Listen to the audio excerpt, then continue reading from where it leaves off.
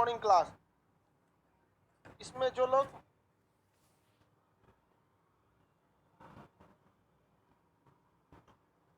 बाबू ध्यान दीजिए, इसमें हम कैविटी से इसमें पढ़ाना है। कैविटी, कैविटी के बाद न्यूट्रिशन, और न्यूट्रिशन के बाद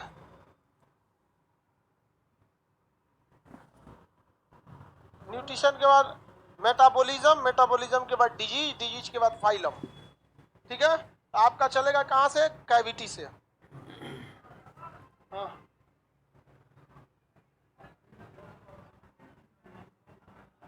आपका क्लास आज पहले अभी हम आपको बता देते हैं, शांति से सुन लीजिए, यहां से चलेगा आपका कैविटी, ये छूटा था। कैविटी के बाद आपका है न्यूट्रिशन, न्यूट्रिशन के बाद मेटाबॉलिज्म, मेटाबॉलिज्म के बाद डिजीज, डिजीज के बाद फाइलम। जब तक ये खत्म नहीं होता है किसी का कुछ नहीं सुना जाएगा। ठीक है, इसको थोड़ा और इधर करो तो, थोड़ा सा इधर, लड़की सब हिला देती है सब। ठीक है, वहां रखो, अपनी तरफ कर लेती है सब।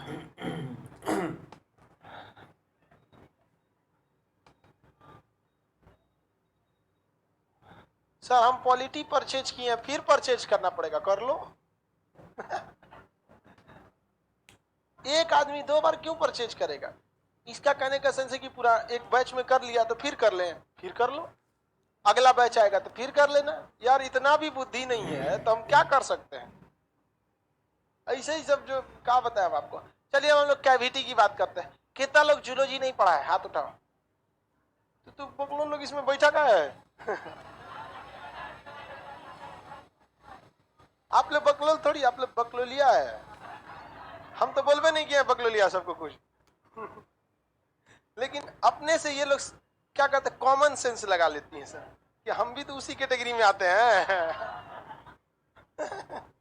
चलिए ध्यान देता हूँ, कैविटी क्या होता है। लाइव वाले सारे लोग ध्यान से समझिए, एप्लीकेशन वाले आप लोग का यहीं से था, कैविटी से। कैविटी ये एप्लीकेशन वालों का यहीं से छूटा था। आप लोग ध्यान से समझिए, कैविटी का मतलब क्या होता है? खाली जगह, शरीर में खाली जगह को हम लोग क्या कहते हैं? कैविटी। हिंदी में कहा जाता है गुहा। खाली जगह को कैविटी या गुहा कहा जाता है। कैविटी, कैविटी या गुहा। जब कभी भी कहीं खाली जगह हो जाए उसे कैविटी कहते हैं। दांत जो होता है इसके बीच में खाली जगह नहीं होता है, लेकिन दांत में कभी कभी आप क्या करते हैं, फ्लोरीन गैस पड़ जाता है। तो दांत में फ्लोरीन गैस क्या करता है, दांतों का क्षरण कर देता है। तो इस कारण दांत में सड़न पैदा हो जाती है और दांत क्या होने लगता है, गलने लगता है और उसमें खाली जगह बन जाता है। उस खाली जगह को क्या कहा जाता है, कैविटी कहा जाता है। उसको देहात में लोग कहते हैं खोलला जम गया है। क्या हो गया है? खोलला। पीछे जाओ ना बबनी, लेट से आकर लोग सीधे पीछे जाया करो। यहाँ आके कहती हूँ यहाँ तक आवाज जाता है। पीछे का मतलब ही नहीं समझती है सब। पीछे मतलब कौन सी होता है? चलो ध्यान से समझ। देहात में उसे क्या कहा जाता है? खोड़ला कहा जाता है। क्या कहा जाता है? खोड़ीला कहा जाता है। तो वो भी क्या, एक तरह का कैविटी। हमारे मुंह में भी कैविटी है जिसे हम लोग बक्कल कैविटी या मुख गुहा कहते हैं। ये जो मुंह खुल रहा है ये कैविटी होता है। जब जिसका बड़ा रहेगा ऐसे 4 उंगली घुस जाए, मगरमच्छ की कैविटी और भयानक ऐसे हो जाता है यहाँ पर। समझ में आ गया कि नहीं? तो ये कौन सी कैविटी है? Buccal cavity. अंग्रेजी में कहते हैं मुख गुहा। बक्कल कैविटी या मुख गुहा। ये बड़ा सा जो मुंह खोलते हैं, जितना ज्यादा बड़ा मुंह रहेगा उतने बड़ा फोचका खाएगा। लड़की सब का मुंह इतनी चुटकी और फोचका ले लेगी इतना, ले लेगा और ही डालते जाएगा। तो मना कर देगा तो समझे में नहीं आएगा उसे। इतनी चुकी मुंह फुचका डाल दिया इतना तो घूम जाती है। लड़की जब बहुत खतरनाक होती है सब उस सब का फोचका बहुत फेवरेट रहता है, लेकिन उस सब का मुंह छोटा छोटा मुंह में बड़ा फोचका नहीं ना खा सकते। तो ये कौन सा कैविटी है? Buccal cavity. कौन सी कैविटी? बक्कल। अब दिमाग में भी कैविटी होती है। दिमाग में भी क्या होती है? कैविटी होती है। इसे मेनिंजॉइड कहेंगे, या फिर आपका मस्तिष्क में जो होता है क्रेनियम कैविटी। क्या हो गया? Cranium cavity. उसी के अंदर क्या रखा हुआ है? भेजा। उसी के अंदर क्या रखा है? भेजा। अगर वो खाली जगह नहीं रहता तो उसमें भेजा अट पाता? आपका मुंह में खाली जगह नहीं रहता, खाना अट पाता? नहीं। तो ये कौन सी कैविटी है? Buccal cavity. ये कौन सा हो जाएगा? Cranium cavity. कौन सी कैविटी? क्रेनियम। इसी के अंदर क्या है? 1300 साढ़े 1300 ग्राम का क्या चीज है? भेजा रखा हुआ है, इसमें क्या है, भेजा है। और वही अगर ऐसे ऐसे हिलाएंगे उसी में ऐसे ऐसे मतलब सेफ्टी से रहता है, हिल डुल नहीं करेगा। उसके बाहर एक परत है मेनिंजॉइट नाम का परत। समझ में आ गया कि नहीं आ गया?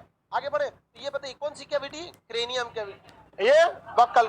अब हमारा छाती देखते हैं। छाती जो है वो भी कैविटी है। स्केलेटन तो जी, स्केलेटन। तो छाती भी क्या चीज है? कैविटी होती है। उसे हम लोग कहते हैं थोरेसिक कैविटी। कौन सी कैविटी? Thoracic cavity.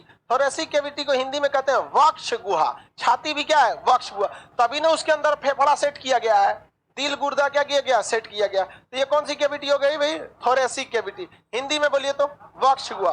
कौन सी गुहा? वक्ष।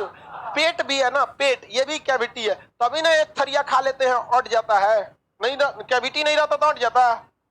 हाँ, नहीं हटेगा। तनी इन हाथ में हटाइए ना, कुछ हटेगा? कोई कैविटी नहीं है यहाँ पर, नहीं हटेगा। अब वही एक थरिया खाइए, बारात में जाके डेग उलाट लेते हैं, तो किस कैविटी में जाता है? पेट में जाता है। इसे कहते हैं हम लोग एब्डोमेन कैविटी। कौन सी कैविटी? Abdomen cavity. तो आप कैविटी देख रहे हैं कितना? ऊपर से स्टार्ट करिए, खोपड़िया के पास से। कौन सी cavity? Cranium cavity, cranium cavity. और एक कहां था? मुंह में, मुंह में, मुंह में बक्कल कैविटी। और छाती में थोरेसिक कैविटी, थोरेसिक कैविटी। और पेट में एब्डोमेन कैविटी। इसे क्या कहेंगे? कपाल गुहा। कपाल गुहा। कौन सी गुहा? कपाल गुहा। गुहा लिखना जरूरी है, वहां तो लिखबे किए हैं। कौन सी गुहा? कपाल गुहा। इसे क्या कहेंगे? मुख गुहा। ऐसे क्या कहेंगे? वक्ष। छाती को क्या कहते हैं? वक्ष गुहा। ऐसे क्या कहते हैं? उदर गुहा। कौन सा गुहा? उदर। पेट को क्या कहा जाता है? उदर। पेट को उदर। सबसे बड़का पेट गणेश जी का, इसलिए लंबोदर कहते हैं। बड़का पेट लेके बैठा ले एकदम, क्या कहा जाता है? लंबोदर। गणेश जी का नाम क्या होता है? लंबोदर। उदर मतलब क्या होता है? पेट। उदर मतलब क्या होता है? पेट। लंबोदर किसका नाम है? गणेश जी का नाम लंबोदर। ये यहाँ पर ये इसका ये खोपड़ी जो है, ये इसके अंदर क्या चीज है? खाली जगह है खोपड़ी में। ये कौन सी कैविटी है? Buccal cavity. मुंह में कौन सी कैविटी? Buccal cavity. और ये खोपड़ी में क्रेनियम कैविटी। कौन सी कैविटी? देखिए इसको चोट लग गया है, इसका कपार फूट गया है, इसको ब्रेन हेमरेज हो जाएगा। समझ में आ गया कि नहीं?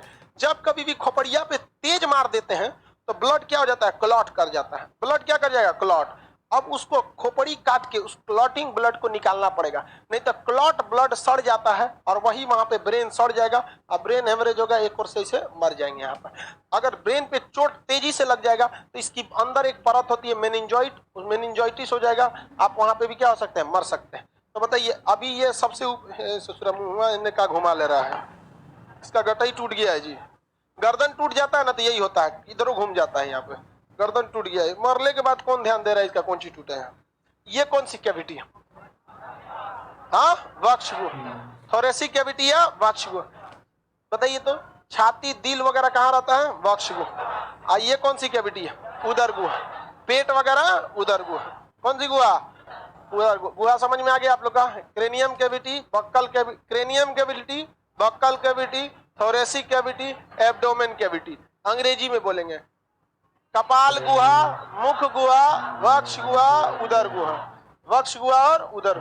ऐसे तो बात बताइए देंगे, कपाल गुहा मैंने खोपड़िया पे होता है, कपार पर। अब वक्ष मुख गुहा मुंह में। बताइए दिक्कत होता है वक्ष गुहा में और किस में? उदर गुहा में। आगे बढ़े, किसी को कोई दिक्कत नहीं? पैर में ये टाड़ है, ये रख दो जी इसको।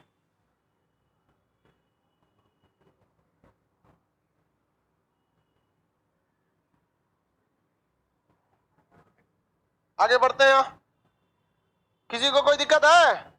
अब इसके बाद देखिए गुहा वाला चैप्टर हम आपको इसमें है, आपको मटेरियल में पीडीएफ में आपको किसी को नहीं मिलेगा पीडीएफ, क्योंकि पीडीएफ मिल चुका होगा। नहीं मिला भाई तो इसमें बकलोलवा वो दूसर को बेच का है, सब इसमें सबको पीडीएफ देंगे। शरीर में पाए जाने वाला वह खाली चुपचाप रहो, यहाँ स्टेट हम है। शरीर में पाए जाने वाला वह खाली स्थान जो आंतरिक अंगों रह सकते हैं उसे क्या कहा जाता है? गुहा। कपाल गुहा बोलिए कहाँ होता है? हाँ, मुख गुहा, वक्ष गुहा, उदर गुहा। कहेगा आमाशय, यकृति, अग्नाशय, वृक्क तथा छोटी बड़ी आंत किस गुहा में रहती है? कहेगा फेफड़ा, थाइमस ग्रंथि तथा हृदय। हाँ, दांत तथा जीभ कहां पर? अब ब्रेन, हाँ, कपाल गुहा जो होता है सबसे मजबूत होता है यहाँ पे, लेकिन इस कपाल गुहा के पीछे एक खाली जगह होता है, इसे फोरामेन मैग्नम कहते हैं। यहाँ पर कोई मजबूती नहीं होती है, इसे क्या कहते हैं? Foramen magnum. तो किसी को यहाँ मार दीजिएगा एक बांस ना, तो खत्म कहानी हो जाएगा, वैसे ही मर जाएगा। तो बहुत खतरनाक स्थिति होता है, इसमें किसी को नहीं मारना चाहिए। समझ में आ रहा है कि नहीं आ रहा है? किसी को कोई दिक्कत है? कौन सा छेद होता है यहाँ? Foramen magnum. कहेगा कि फोरामेन मैग्नम नामक बड़ा सा छेद कहाँ पे होता है? कपाल गुहा में। कहां पर होगा? कपाल गुहा में। कहां होगा? कपाल गुहा में होगा। किसी को कोई दिक्कत नहीं? बच्चों का दांत रहते हैं, निकल देते हैं, पर दोबारा आ जाता है। ये बकलोलवा तू नहीं, दांत चैप्टर कहिए का खत्म हो गया है। इसको ऐसा लग रहा है बहुत अच्छा क्वेश्चन पूछे। देखो तो लड़की है क्या?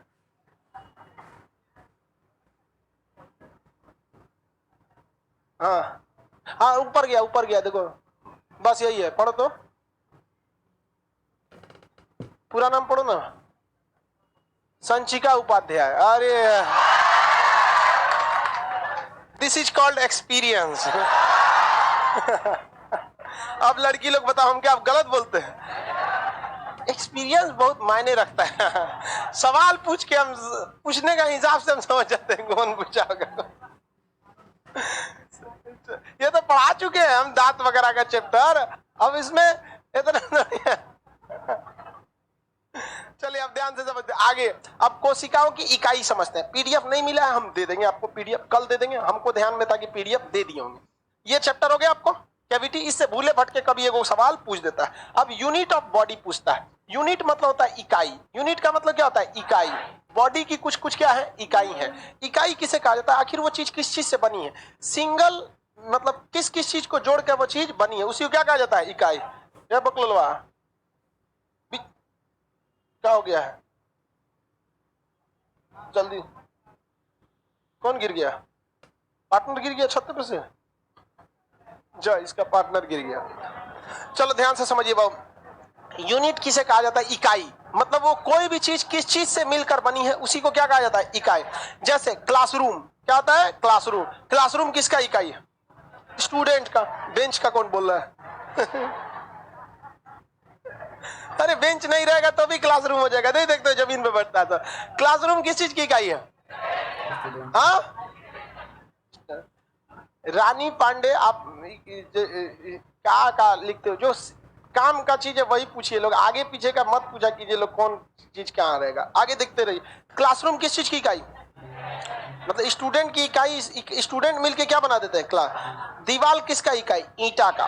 दीवार ईंटा। ईंटा ईंटा मिलके क्या बना देते? दीवार। बाहर में गया सीमेंट उमेंट नहीं हो रहेगा, ईंटे साज दीजिएगा, दीवार बन जाएगा।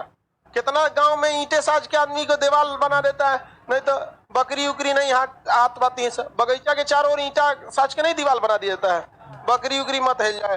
कोनो कोनो एकदम हड़साक बकरी होती है सब, वो हिल जाती है सब। हड़साक मत तो समझते हो? ढीठ वहां पे। चलिए ध्यान समझिए, वो हिल जाती है सब छोट मोट दीवार। तो बताइए दीवार किस चीज? दीवार की इकाई। लड्डू खाए, लड्डू उसकी इकाई बुनिया। लड्डू बनता है कि पहले बुनिया बनता है? हाँ, बुनिया। तो उसका इकाई, लड्डू का इकाई बुनिया। बुनिया हो जाएगा। तो हर चीज की अपनी अपनी जगह पर क्या होती है? इकाइयां होती हैं। उसी से वो चीज क्या होता है? बनता है। और उसी को जोड़ जोड़ के क्या बना सकते हैं? बड़ा कर सकते हैं। तो इकाई इकाई को जोड़ जोड़ के आप बहुलक बना सकते हैं। ईंटा एक इकाई है, ईंटा का बहुलक क्या हो जाएगा? दीवार। बुनिया एक इकाई है, उसी को जोड़ देंगे तो लड्डू। क्या हो जाएगा? लड्डू। उसी तरह शरीर की इकाई कोशिका। हमारा पूरा शरीर किस चीज से बना है? शरीर की इकाई, शरीर की इकाई कोशिका। शरीर की इकाई कोशिका हो जाती है। आगे बढ़े। अब शरीर में एक एक करके देखते हैं। ब्रेन। ब्रेन किस चीज से बना है? न्यूरॉन। ब्रेन किससे बना है? न्यूरॉन। Brain neuron. तो ब्रेन की इकाई न्यूरॉन। ब्रेन की इकाई, ब्रेन की इकाई न्यूरॉन होता है। आगे बढ़ जाते हैं। अब ब्रेन से नीचे आते हैं लोग। हम लोग को मिलेगा हृदय। मेन चीज को हम लोग देखते हैं हार्ट। किस चीज को देखते हैं? हार्ट। हार्ट होता है हृदय। हृदय की इकाई कार्डियक। कार्डियक। हृदय की इकाई कार्डियक। हृदय की इकाई कार्डियक। तो कार्डियक का अध्ययन कार्डियोलॉजी, हृदय विज्ञान। इसे न्यूरॉन का अध्ययन न्यूरोलॉजी। कोशिका को कहते हैं साइटो। साइटोलॉजी, साइटोलॉजिस्ट हो जाता है, कोशिका विज्ञान का अध्ययन। समझ में आ गया कि नहीं? तो हृदय की इकाई कार्डियक, हृदय की कार्डियक, हृदय की। अब बात करते हैं लीवर की, हेपेटिक, लीवर की हेपेटिक, हेपेटिक, हेपेटाइटिस हो जाता है इसी से। तो हृदय की बोलिए हेपेटिक, हृदय सॉरी लीवर की hepatic, liver, liver, heart cardiac, heart, heart, brain neuron, brain, brain. अब बात करते हैं किडनी की, नेफ्रॉन, किडनी की नेफ्रॉन, किडनी की नेफ्रॉन, किडनी नेफ्रॉन। तो नेफ्रोलॉजी किसका अध्ययन? Kidney. Neurology brain, cardiology hepatology liver, cytology कोशिका, साइटोलॉजी तो जो कैंसर वगैरह के डॉक्टर होते हैं ना, उन लोग के पास साइटोलॉजी का अध्ययन ज्यादा होता है, क्योंकि उन कैंसर वही पकड़ पाते हैं है क्या। इसलिए अक्सर आप सुनते होंगे कि उनको कैंसर था, पता ही नहीं चल रहा था। नॉर्मल आदमी कैंसर नहीं पकड़ पाता, क्योंकि कैंसर कोशिकाओं में होता है। इसलिए आप बहुत सारे मरीज तो कैंसर के ऐसे मर जाते हैं क्योंकि उनको कैंसर बहुत लेट स्टेज में पता चल पाता है, क्योंकि कैंसर के लिए आपको कोशिका का अध्ययन करना पड़ेगा। छोटे मोटे शहर में साइटोलॉजी वाला बैठेगा कह लिए, पटना में बैठते हैं लोग बड़े बड़े टाइप के डॉक्टर, तो इसलिए वो बहुत दिक्कत हो जाता है। तो बताइए शरीर की इकाई कोशिका, ब्रेन का, हार्ट का, किडनी, हाँ नेफ्रॉन, किडनी नेफ्रॉन, किडनी की इकाई, लीवर का, ब्रेन का, बोन का ऑस्टियो, ब्रेन का ऑस्टियो, ऑस्टियो, ब्रेन का, इसका हड्डी का सुने होंगे ऑर्थोपेडिक डॉक्टर है, सुने हड्डी का डॉक्टर क्या कहलाता है? ऑर्थोपेड, हड्डी के अध्ययन का ऑर्थोपेडिक, ऑर्थोपेडी, ऑर्थोपेडिक सर्जन भी होते हैं सब, ऑर्थोपेडिक डॉक्टर भी होते हैं। हड्डी में कभी कभी सर्जरी भी करना पड़ता है, हड्डी ज्यादा क्रैक हो जाती है तो ऊपर से मांस काट के दो हड्डियों के बीच में स्टील का टाका देना पड़ता है, रॉड देना पड़ता है, तब तक रॉड लगाना पड़ता है जब तक हड्डी बड़ी होके क्या ना हो जाए, सट ना जाए। तो वो आपका हो जाता है ऑर्थोपेडिक डिपार्टमेंट का ये काम हो जाता है। बताए तो चलिए अब क्वेश्चन पे, लंग्स का क्या हो जाएगा?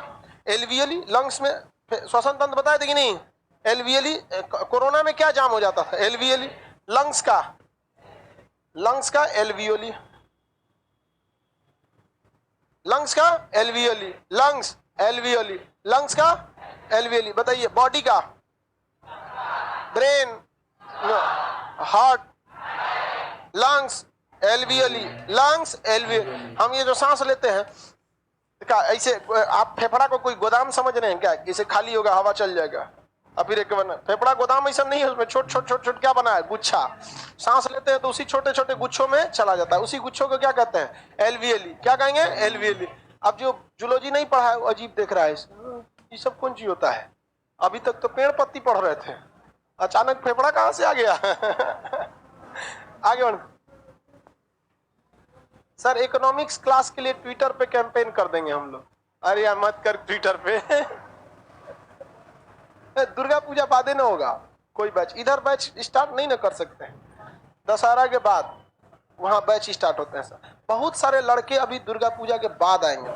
कोरोना ने बहुत सारे लोगों का रोजगार छीन लिया, तो हम लोग को सबके बारे में ना सोचना पड़ता है। बहुत सारा बिजनेसमैन ये सोच रहा है कि दुकानदार है, दुर्गा पूजा में कुछ कमा लेंगे, कुछ दीपावली में कमा लेंगे, बच्चों को फिर भेजेंगे। तो पढ़ने का सबको शौक होता है, केवल अपने बारे में नहीं सोचेंगे। वो तो भगवान भला करे, इस जियो का जो इतना सस्ता डाटा दिया, जो आज गांव गांव का लड़का पढ़ लेता है वहां पर। हाँ क्या करता है?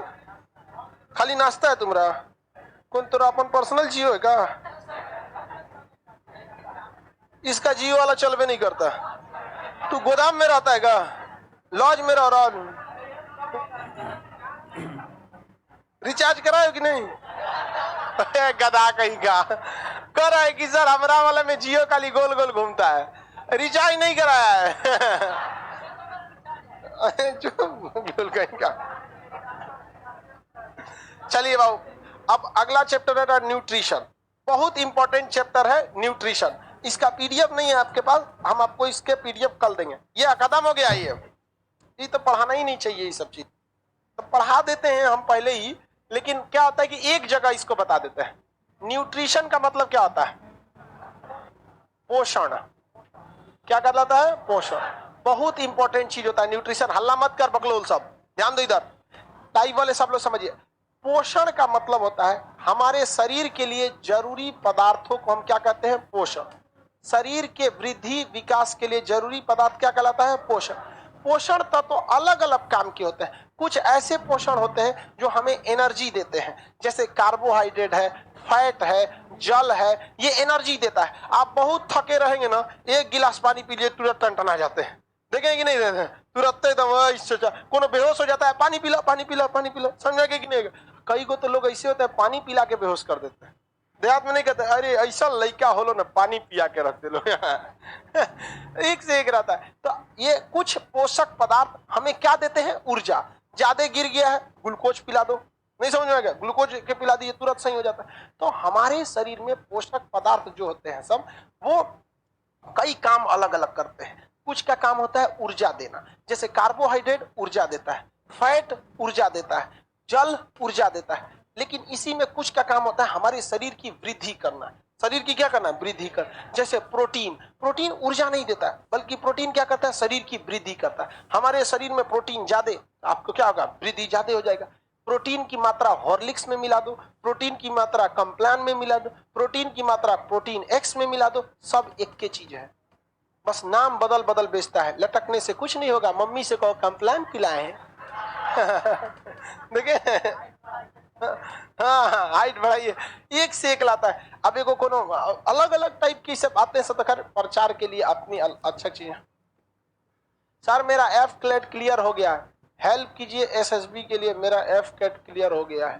भाई अब एसएसबी के लिए आप तैयारी कीजिए ठीक ठाक से। एसएसबी के ऋतिक कुमार एफ कैट, अभी इससे पहले वाले बैच में एक तो का एफ कैट पूरा क्लियर हो गया था। अब अभी कौन महीना चल रहा है? हे बाबू तब एसएसबी आ भी जाएगा आपका। एसएसबी कोरोना नहीं रहता तब तक एसएसबी ले ही चुका रहता आपका। मेहनत से पढ़ाई कीजिए, थोड़ा सा और मन लगे दीजिए, बस 1 महीना बाद आप पायलट होने वाले हैं। एफ कैट के बाद सीधा पायलट होते हैं। 3 रास्ते हैं पायलट बनने का, एनडीए, सीडीएस, एफ कैट। वहां से उसके बाद पीएबीटी टेस्ट एक जरूरी होता है, उसके लिए आप चलो बढ़िया। देखो भाई आप लोग में भी जल्दी जल्दी एसएसबी निकालो, पायलट बनो। हाँ 5 दिन होता है, 5 दिन इंटरव्यू में 10 दिन लग जाता है। जो सिलेक्शन होता है ना 5 दिन का इंटरव्यू, 10 अगला 5 दिन मेडिकल में रोक लेता है। इंटरव्यू 5 ही दिन का होता है मेनली। वहां 3 तरह से एनडीए में छटते हैं। एगो पहले दिन छट जाते हैं स्क्रीनिंग में एसएसबी में, और नहीं तो फिर 5वां में कॉन्फ्रेंस आउट होते हैं, और नहीं तो फिर उसके बाद मेडिकल आउट होते हैं। सबसे तकलीफ होता है मेडिकल आउट में, आदमी अपने आप को गरियाता है, सोचा टेढ़ पैदा हो गई लो चलो ध्यान से देखो। तो न्यूट्रिशन बाबू कई टाइप के हो गए। क्या न्यूट्रिशन हमें ऊर्जा देते हैं? अरे आप कैसे देखें आप? क्या न्यूट्रिशन हमारी वृद्धि में मदद करते हैं? प्रोटीन नहीं रहेगा तो वृद्धि होगा। क्या न्यूट्रिशन बीमारियों से हमारी रक्षा करते हैं? कार्बोहाइड्रेट बीमारी से रक्षा करेगा? जल नहीं, आपका प्रोटीन नहीं, विटामिन। क्यों जी? विटामिन बीमारी से रक्षा होगा। रतौंधी हो गया, विटामिन ए खा लीजिए। बेरी बेरी खजुआ दिनाय चेचक हेन तेन हो रहा है, क्या गए? बेरी, विटामिन बी, क्या गए? बी। लेकिन आदमी विटामिन बी आजकल खाइए नहीं रहा है। चावल में जो था विटामिन बी था, लेकिन आजकल पॉलिश किया चावल आ रहा है, माड़ रहबे नहीं कर रहा है, माड़ नहीं रह रहा। पहले हम लोग बचपन में माड़ नमक चावल खा के जाते थे स्कूल, माड़ भात, बीमार नहीं पड़ता था। जब से ये सीबीएसई वाला आया है सब, इन लोगों ने माड़ को नीच नजर से देखते हैं, ये भगवान माड़ खा रहा है, अरे तुम मत खाओ। वो सब फोटानी ज्यादा होता है सीबीएसई वाले, ये माय गॉड ये कैसा प्राणी है, माड़ भात खा रहा है, छी अजब हाल है, छी। सोचो इतने बढ़िया प्रोटीन वाला वही था। तो आजकल सीबीएसई वाला पॉलिश किया चावल, 3 सीटी मारो खाओ, सोच रहा 4 को बीमारी खजुआ, वैसे बेरी बेरी लेके पानी धैल रहता है इन सब पे, समझा? तो विटामिन क्या करते हैं? बीमारियों से रक्षा करते हैं। हमारी बीमारियों से क्या करते हैं? रक्षा करते हैं। तो प्रोटीन के न्यूट्रिशन कई टाइप के होते हैं। ऊर्जा देने वाले न्यूट्रिशन हो सकते हैं, वृद्धि करने वाले न्यूट्रिशन हो सकते हैं, बीमारियों से रक्षा करने वाले न्यूट्रिशन हो सकते हैं। हम लोग देखते हैं सबसे पहले हम लोग को ऊर्जा देने वाले न्यूट्रिशन, जो हमें क्या दे सकते हैं? ऊर्जा दे सकते हैं। इसमें 2 चीज का नाम सबसे पहले आता है। एक होता है कार्बोहाइड्रेट, क्या होता है? कार्बोहाइड्रेट। और दूसरा होता है फैट, क्या होता है? फैट। जल के बारे में तो कुछ पढ़ना ही नहीं है, H2O खत्म कहानी, उसमें पढ़ना कौन चाहिए। तो जल भी हमें क्या देता है? ऊर्जा देता है। और फैट भी हमें ऊर्जा देता है, कार्बोहाइड्रेट भी ऊर्जा देता है। पहला कहां से स्टार्ट करते हैं हम लोग? कार्बोहाइड्रेट से। देखिए कार्बन जो होता है ये जरूरी होता है, कार्बन जरूरी है। ऑक्सीजन, ऑक्सीजन और हाइड्रोजन, हाइड्रोजन, हाइड्रोजन। इन तीनों का पहला अक्षर लीजिए। कार्बन का क्या ले लेते हैं? कार्ब, इसका ले लेते हैं ओ, थोड़ा थोड़ा ले लेते हैं ओ, इसका ले लेते हैं हाइड्र, हाइड ले लेते हैं। और सबको क्या करिए? एक मतलब जोड़ दीजिए। क्या कर दीजिए? जोड़ दीजिए। जोड़िए, क्या बनेगा? कार्बोहाइड्रेट। कार्बोहाइड्रेट कितने चीज से मिलकर बना होता है? तीन, कार्बन, हाइड्रोजन और ऑक्सीजन। कार्बन, ऑक्सीजन और हाइड्रोजन, इसी से मिलकर क्या बना होता है? कार्बोहाइड्रेट। क्या बना होता है? कार्बोहाइड्रेट। इसमें CO2 कहां ले आ रहा है? ये हो गया कार्बन, ये हो गया ऑक्सीजन, ये हो गया हाइड्रोजन। C6H12O6, ये एक नॉर्मल कार्बोहाइड्रेट का क्या होता है? फॉर्मूला होता है। इसमें कॉम्प्लेक्स भी हो सकते हैं सब। तो कार्बोहाइड्रेट कार्बनिक है या नहीं है? है। जिसमें आपको कार्बन दिख गया वो क्या हो सकता है? कार्बनिक। क्या होता है? कार्बनिक। तो हम अभी किसके बारे में पढ़ना चालू करते हैं? कार्बोहाइड्रेट हो सकते हैं सब। तो कार्बोहाइड्रेट कार्बनिक है या नहीं है? है। जिसमें आपको कार्बन दिख गया वो क्या हो सकता है? कार्बनिक। क्या होता है? कार्बनिक। तो हम अभी किसके बारे में पढ़ना चालू करते हैं? कार्बोहाइड्रेट के बारे में। कार्बोहाइड्रेट, कार्बोहाइड्रेट को हिंदी में कहते हैं शर्करा। क्या कहेंगे? शर्करा। सिंपल भाषा में कह सकते हैं जो भी चीज मीठा लगता है उसे हम क्या कहते हैं? कार्बोहाइड्रेट। चावल खाएंगे हल्का मीठा लगता है, उसमें कुछ भी ना मिला है तो भी क्या है? कार्बोहाइड्रेट है। फल खाएंगे मीठा लगता है, कार्बोहाइड्रेट है।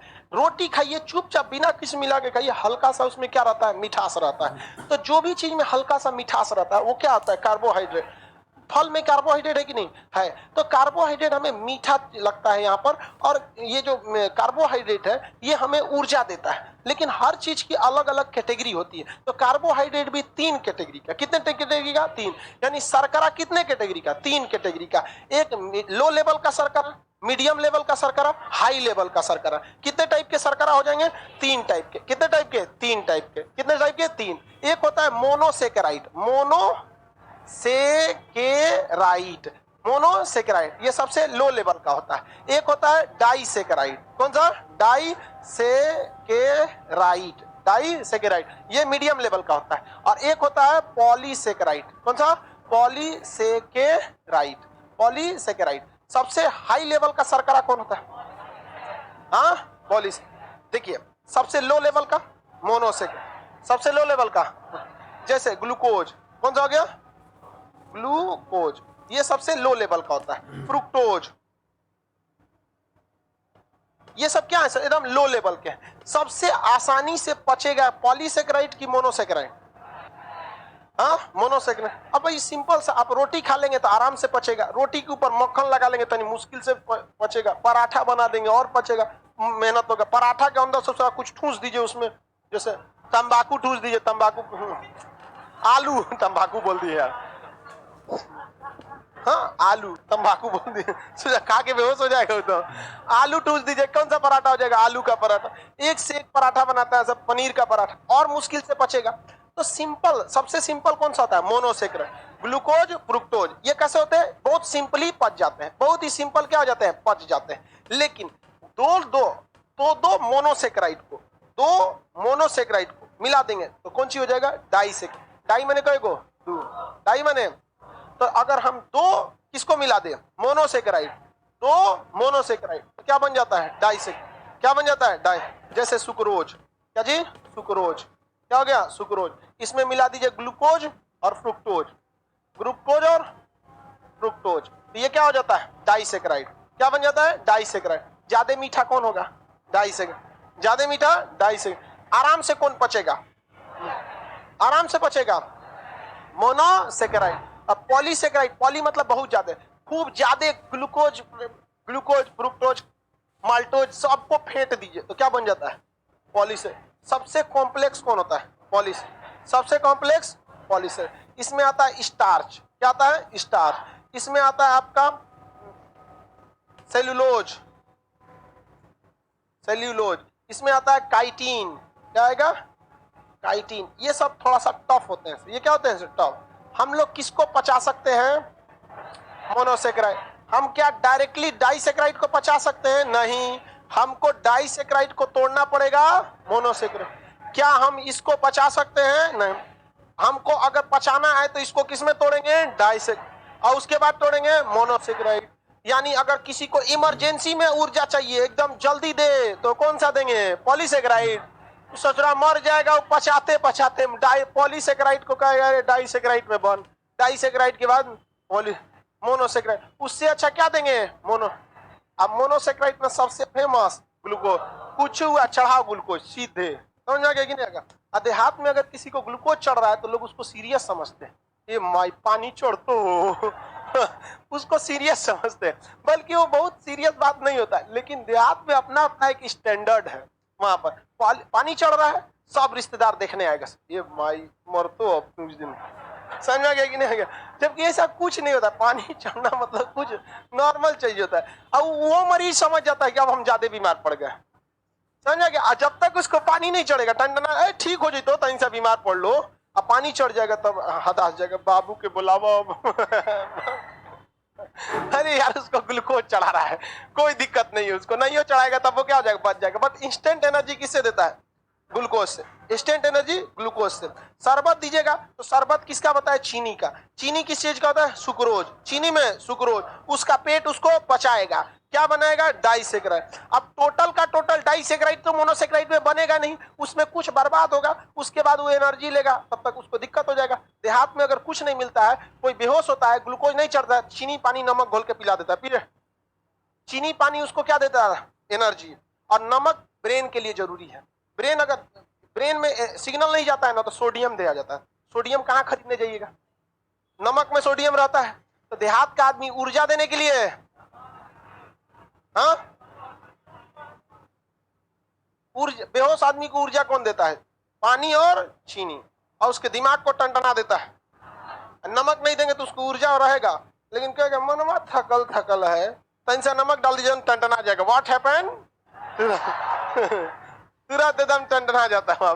नमक जरूरी है, हालांकि नमक जरूरी नहीं होता, सोडियम जरूरी होता है। डायरेक्ट सोडियम हम नहीं ना ले सकते हैं, उसमें क्या ले, नमक मिला दिया जाता है। समझ में आ गया कि नहीं आ गया? हम लोग किसका यूज करते हैं? मोनोसेकेराइड। किसका यूज करते हैं? मोनो। हम डाइसेकेराइड खाते हैं या नहीं खाते? खाते हैं। तो वो बाद में क्या बनता है? मोनोसेकेराइड, और तभी हमको पच सकता है। हम सुक्रोज खाते हैं चीनी के रूप में, चीनी में क्या होता है? सुक्रोज। अब फलों में क्या होता है? फ्रुक्टोज। ज्यादा ऊर्जा धाए से किसमें मिलेगा? चीनी में कि फल में? कोनो बीमार पड़ा है देहात में, अगर कोई सेब खरीद के ले जा रहा है, समझो कंफर्म हो के घर कोई बीमार पड़ा है, सेब खरीदा देहात के आदमी, चाहे अनार होनार, या तो के घर कोई पूजा पाठ है, ना तो कोनो घर में बीमार है, तबे वो खरीद के ले जा रहा है। तो क्या खिलाने वाला है उसको? फ्रुक्टोज। क्या खिलाना चाह रहा है? फ्रुक्टोज। देहात का आदमी अगर नॉर्मल बीमार है तो भी उसको मोनोसेकेराइड देता है, किस रूप में? फ्रुक्टोज। फलों में फ्रुक्टोज, फलों में फ्रुक्टोज। अगर ज्यादा बीमार पड़ गया तो ग्लूकोज, ज्यादा बीमार पड़ गया तो ग्लूकोज भी। समझ में आ गया? और अगर गंगा जल दे रहा है तो अब गाड़ी बस आउटर पे खड़ी है, निकल जाएगा यहाँ पे, वो एकदम समझिए लास्ट मोनोसेकेराइड है। गंगा जल पिलाता, लो जैतो बाबा जाओ यहाँ से। आगे देखते हैं कौन जी पानी कब दिया जाता? गंगा जल मरने के टाइम दिया जाता है रे भगवान। वो गंगा जी देखो, इसको लग रहा है गंगा कुछ, सर गंगा जल किस में आएगा? ये बकलोल। अब हिंदू धर्म में गंगा जल पवित्र माना जाता है, मुसलमान में आबे जमजम। जैसे जमजम पानी सऊदी अरब में जब हज करने जाते हैं लोग ना, तो जमजम का पानी वहां से लेके आते हैं लोग, तो वो लोग रखते रहते हैं घर में। तो जमजम गंगा जल में कीड़ा पड़ता है, तो मुसलमान लोग में आबे जमजम में भी कीड़ा नहीं पड़ता। तो मुसलमान एकदम आखिरी सांस पे लेगा, अब जाएंगे तो उसको क्या पिला दिया जाएगा? आबे जमजम। और हिंदू लोग है तो गंगा जल। जा निपटो यहाँ से, बहुते हो गया जल। समझ गया? सीबीएसई बोर्ड का है क्या? तो चलो आगे बढ़े, किसी को कोई दिक्कत नहीं है। हम लोग सुक्रोज खा सकते हैं कि नहीं? वो क्या है? डाइसेकेराइड। माल्टोज भी क्या है? डाइसेकेराइड। ग्लैक्टोज भी क्या है? डाइसेकेराइड। हम लोग उसको किस में बदलते हैं? पाचन तंत्र पढ़ा दिए थे आप लोग को, याद कीजिए, पाचन तंत्र पढ़ा दिए थे। लॉकडाउन से पहले पाचन तंत्र में पढ़ाए थे कि छोटी आंत से सुक्रेज निकलता है जो सुक्रोज को पचाता है, माल्टेज निकलता है जो माल्टोज को पचाता है, ग्लैक्टेज निकलता है जो ग्लैक्टोज को पचाता है। अब वहां ये बात बोले थे कि ये माल्टोज, ग्लैक्टोज, फ्रुक्टोज, ग्लूकोज ये सब क्या है, ये न्यूट्रिशन नाम के चैप्टर में पढ़ाएंगे। समझ में आ गया कि नहीं आ गया? ये बताओ, अगर हम लोग डायरेक्ट सुक्रोज को पचा सकते थे तो क्या छोटी आंत में सुक्रोज को पचाने के लिए, छोटी आंत में सुक्रोज को पचाने के लिए सुक्रेज नाम का एंजाइम निकलता? हाँ, नहीं निकलता। सुक्रेज किसको बचाता है? सुक्रोज को। माल्टेज किसको बचाता है? माल्टोज को। ग्लैक्टेज किसको बचाता है? ग्लैक्टोज को। क्या ये डायरेक्ट पच जाते सब तो छोटी आंत में निकलता? इन सारे एंजाइम को छोटी आंत में सक्कस इंट्रीगस कहा गया था। क्या कहा गया था? सक्कस। जब पाचन तंत्र पढ़ा रहे थे तो आपको बताए थे कि नहीं बताए थे? बताइए। सुक्रोज को पचाने के लिए सुक्रेज, माल्टोज को पचाने के लिए माल्टेज, ग्लैक्टोज को पचाने के लिए ग्लूकोज को पचाने के लिए कुछ नहीं।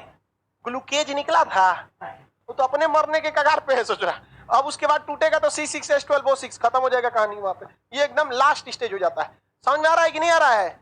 चीनी में सुक्रेज, सुक्रोज, दूध में लैक्टोज, दूध में लैक्टोज। कोई बीमार पड़ा है तो उसको दूध पिलाया जाता है कि ग्लूकोज? दूध का लिए पिलाइएगा भाई, उसका पेट को क्या करना पड़ेगा? मेहनत करना पड़ेगा। थोड़ा सा ठीक ठाक है तो दूध पिला सकते हैं, लेकिन बेड पे पड़ल है और दूध पिला, बबुआ दूध पी ले, चल जाएगा ऊपर। समझ में आ रहा है कि नहीं? अब चलते हैं किधर? सबसे जटिल कॉम्प्लेक्स संरचना बोलिए। सबसे कॉम्प्लेक्स संरचना। क्या हम पॉलीसेकेराइड पचा सकते हैं? नहीं। कुछ कुछ मात्रा में पचा सकते हैं, बहुत ज्यादा मात्रा में नहीं पचा सकते। जैसे स्टार्च, स्टार्च को हिंदी में क्या कहते हैं? मंड। हिंदी में क्या कहते हैं? मंड। पत्तियों पर क्या पाया जाता है? मंड। कितने लोग बता सकते हैं? अभी तो इसमें बॉटनी तो सब पढ़ा है। पत्तियों पर उपस्थित मंड यानी स्टार्च की जांच के लिए किसका प्रयोग? किसका प्रयोग? आयोडीन। किसका प्रयोग? आयोडीन। हम पत्ती पचा सकते हैं कि नहीं? पचा सकते हैं, बहुत ज्यादा नहीं पचा पाएंगे। थोड़ा मोड़ा नया नया पत्ती निकला रहेगा, एकदम नया नया। हाँ, साग वगैरह पत्ती में आता, साग सेलुलोज में आता है। बकलोलवा 1 महीना से साग साग चिल्ला रहा है बकलोल। 1 महीना से ओकरा साग का चिंता पड़ल है।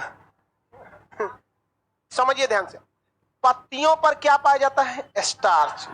किसी भी अनाज का छिलका में क्या पाया जाएगा? स्टार्च। गेहूं का चोकर भी गेहूं का छिलका है, क्या पाया जाएगा? स्टार्च। स्टार्च को हिंदी में मंड।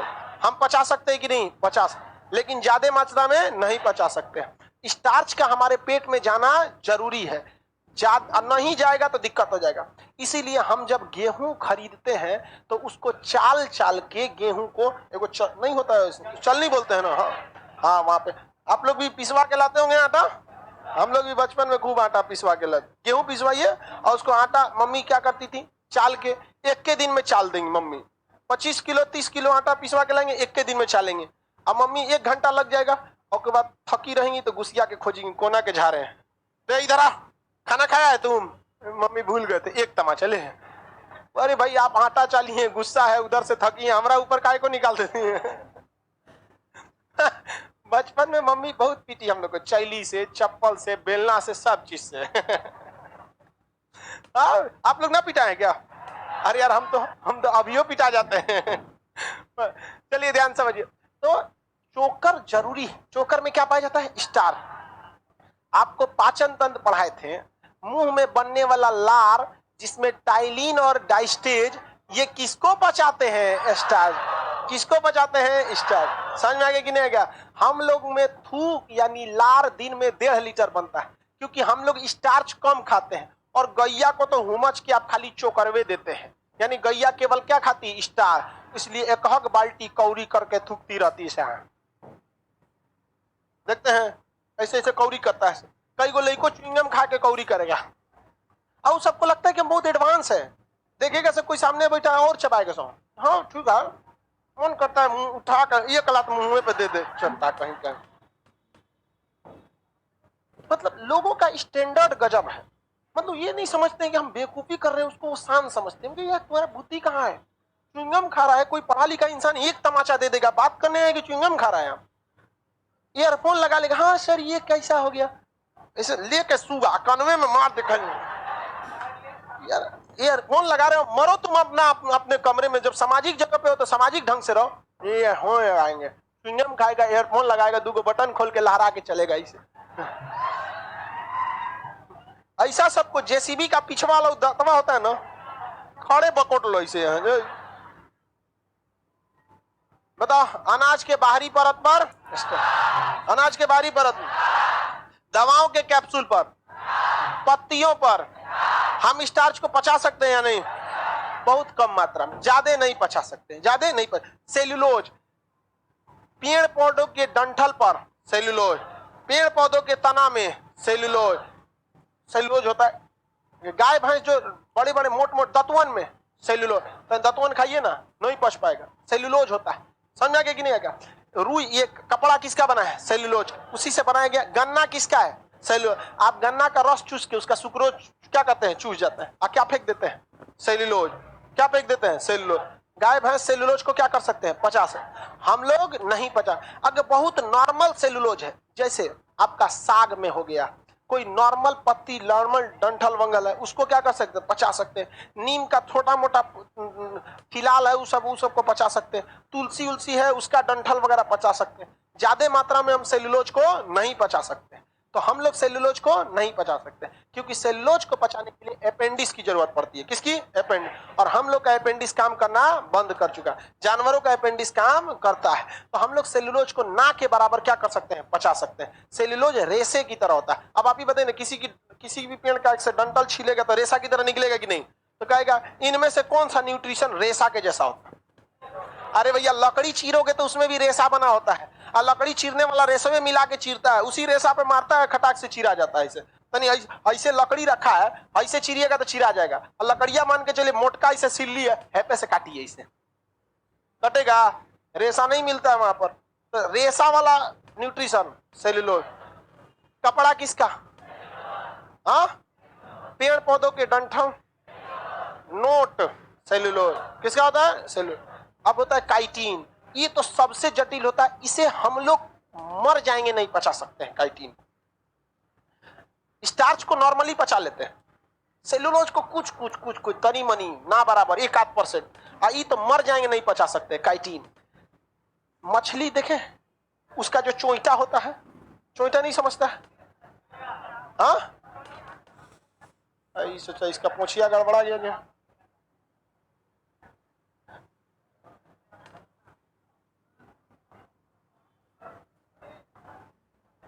ये वाला चीज, ये जो होता है चोइटा, बकलोल रूप, ये जो चोइटा होता है मछली का, इसका ये सब जो हाथ पैर सब तैरने के लिए आप देखे होंगे, इसको पहसूल पे रख के से छोड़ा दिया जाता है। देखते हैं, राख होक लगा के छोड़ा दिया। तो ये जो हिस्सा निकलता है, ये सब ये किसके बने होते हैं? काइटिन के।